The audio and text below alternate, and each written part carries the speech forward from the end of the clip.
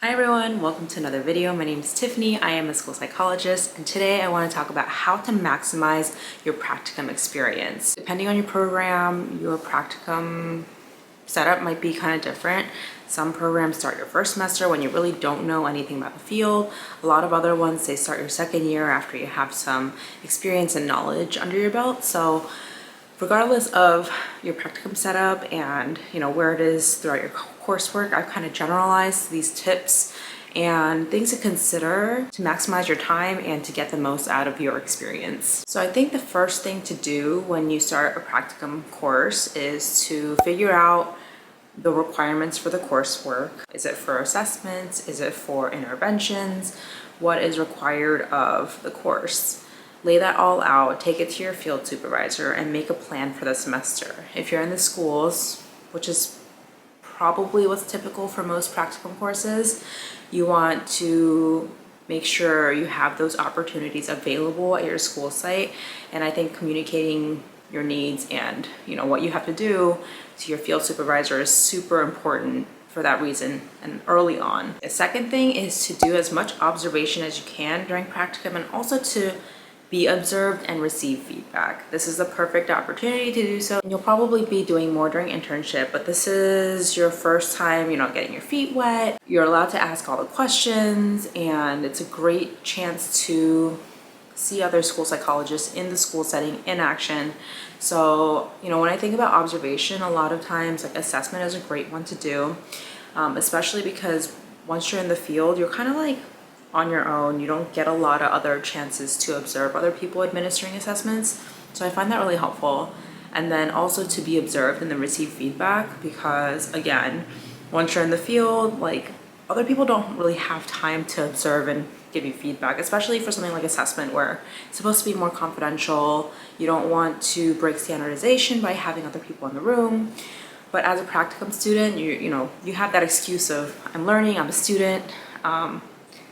You get to take notes, ask all the questions. Number 3 is to sit in all the meetings. As school psychologists, we have a lot of meetings to attend, whether it's because we're required members or because we're seen as the expert in certain topics or areas like behavior, mental health. And in the school setting, there's a lot of different types of meetings, and the way they're run depends on the district and the type of meeting it is, and there's just a lot to learn. So I always recommend sitting in all of the different kinds of meetings: 504s, eligibilities, IEPs, systems level meetings like MTSS, PBIS, the list goes on and on. And when it comes to eligibility and IEPs, to learn all the different disability categories and to learn what the criteria are for the data that you have to collect and the assessments that you have to give, etc. That's really gonna help you when you interview for internships, and also when you're on the job. You have to know those things because we're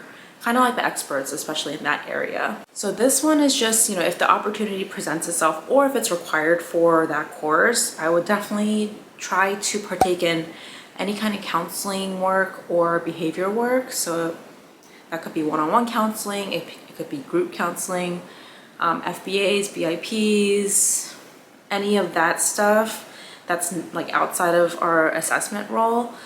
I think it's a great chance to collaborate with others in the school building, like counselors or other school psychologists, social workers, and to see how things can be implemented and put into action. It's not always easy to do extra stuff on top of our assessments and all the meetings that we have to attend, but if you get those opportunities, it's a lot of fun to work with kids and to collaborate with others. It's also just a great chance to practice the skills that you've been learning, all the theories about during your coursework. Number 5 is to figure out how your school and district perceive MTSS and implement this kind of big system to support all students.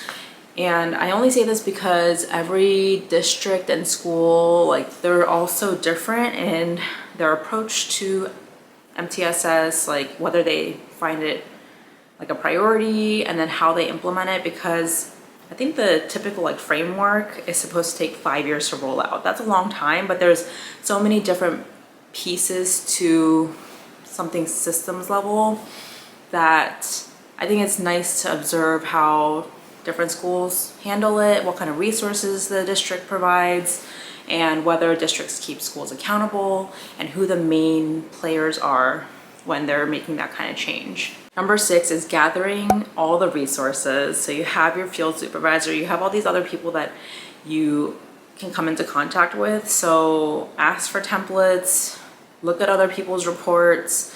If there's resources for MTSS or like certain ways like school districts or schools do things, I would gather all those things because it could be really helpful for your internship, for future practice, just having extra ideas and like knowing how other schools and districts do things. And especially when it comes to report writing, I feel like reading a lot of different reports by different practitioners, school psychologists could be really, really helpful in finding your writing style and how you want to deliver all of this information. So number 7 is to get in the classrooms, and whether this is a requirement or not for the coursework, I find it really helpful to be in the classrooms to see the different like class structures, classroom management styles, whether they're good or bad, different student populations, what kind of programs your district or school offers.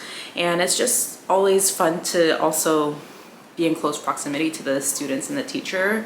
And because I was never a teacher, I find that being in the classroom is really helpful. Okay, so she decided it's time to wake up. Number 8 is to ask all the questions, take lots of notes, and share with your cohort everything you've learned. And I'm sure this is part of your practicum course setup. For us, we would have our weekly class, and then we would talk about our cases, we'll consult or, share how each of our schools or districts do things. And we found it super helpful, especially like across schools, across districts, and even states, because I'm in the DMV area. Like we see people in DC or Maryland, Virginia, and how different states even function. Thank you guys so much for watching. I hope this was helpful, and I will see you guys in the next one. Bye.